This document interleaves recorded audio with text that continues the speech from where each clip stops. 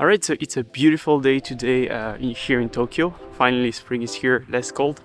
And today I'm taking you to Yoyogi Park with the Fujifilm X-T5 and the 70-300. And we're gonna try to take some pictures and see what's going on, see if the sakura are already out. And I'm also gonna show you how I use this telephoto lens on the X-T5. So the first stop that we're gonna try to take is what you see behind me. What I'm going to try to do is to use a telephoto here, try to get someone either walking or passing by with a bicycle.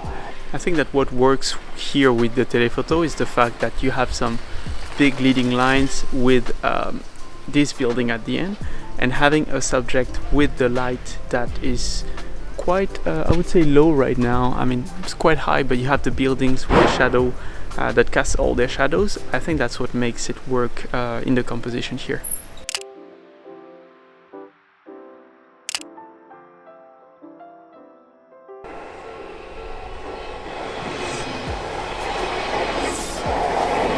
Okay, so what I'm going to try to do here is to basically have either a bicycle or someone walking in this alley and try to isolate them with the sakura tree on top. And if I'm lucky, there will be a train at the same time, but that seems like stretching it kind of. But yeah, I might have to wait a little bit for having someone to walk at the same time under the light. And yeah, let's see how it goes.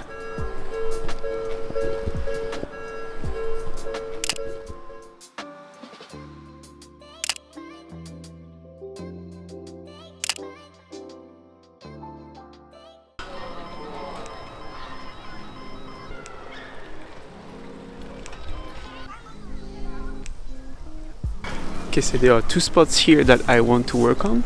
First of all, this spot right there, which is basically an isolated cherry blossom tree. So this, I think that with the leading lines here can work well with the telephoto. So I'm gonna try to photograph this and maybe have another subject walking down this path. And there is another spot which is right here, this tree. So this tree also is quite isolated with a lot of people walking around it. So I'm going to try to photograph it, and I'm going to try to make it work with the telephoto. So take some distance and see what I can include, what I can exclude from the shot. So yeah, first let's work on this one. It's tough to see the tree from here, but basically you have a line of trees leading here directly there. So I'm going to try to photograph this from this line of tree and have a subject walking around. So I really like the composition behind me because basically I could have gone on the other side where I was earlier. The only problem with that is that you have some some trash can behind the tree with the telephoto. So this is one of the disadvantages of the telephoto, is that sometimes you catch things that are really far from you but that are still in the frame. So you still have to be mindful of that. So I decided to come here where I can see more of the tree, see the road in front of it, and try to catch either bicycles or people running in front of it. So this is the composition I'm trying to go for, and yeah, here is the result.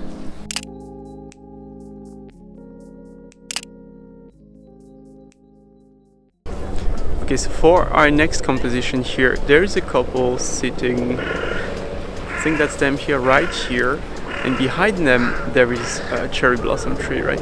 So if you are using a lens like I'm using right now, the 10-24 to film myself, your subject will feel super far from the cherry blossom tree.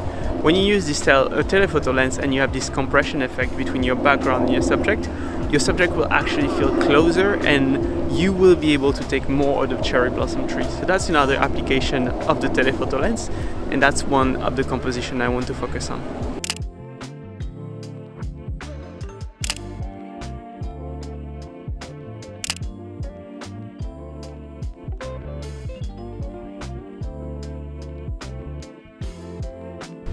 One other thing that a telephoto allows you is to isolate subject.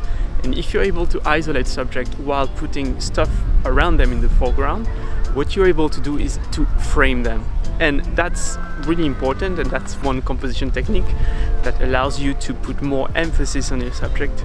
So as you can see right here, I'm photographing a couple, and in the foreground I will have cherry blossom flowers, and by doing so I'm able to isolate them and give a nice interest around my subject.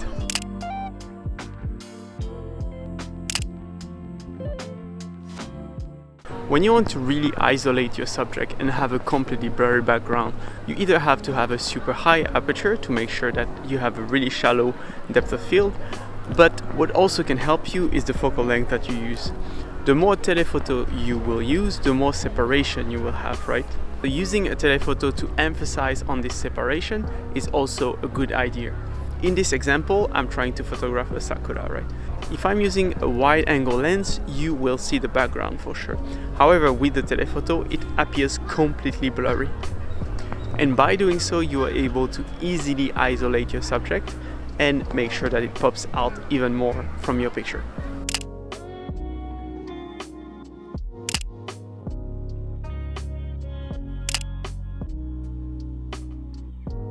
Okay, so I hope that you enjoyed this kind of video. It wasn't so much focused on the sheer amount of pictures, but more about me sharing my thoughts and how I kind of think about when I'm trying to capture any moment.